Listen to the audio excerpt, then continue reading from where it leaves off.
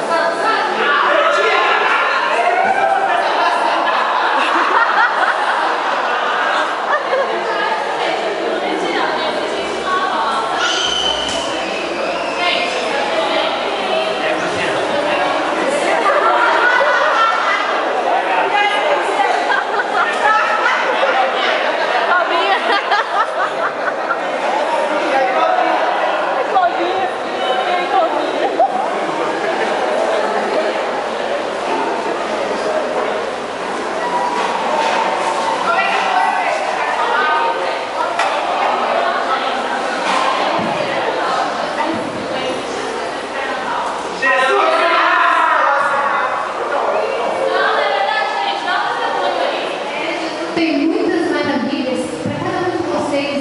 Ele ama cada um e chama cada um de vocês para estar nesse retiro também.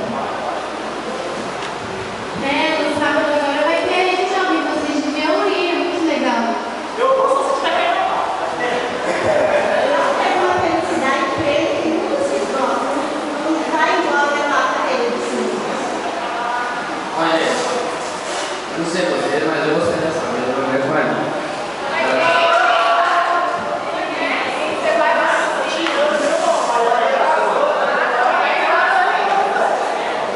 Só vou falar uma palavra pra você.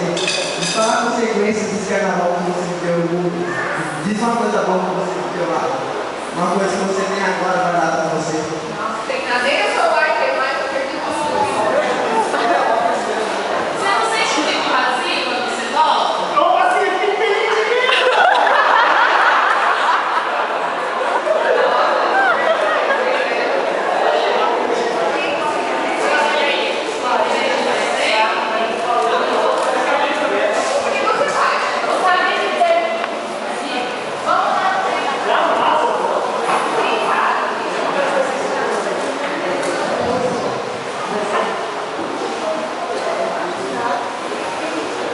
O que eles podem fazer pra gente?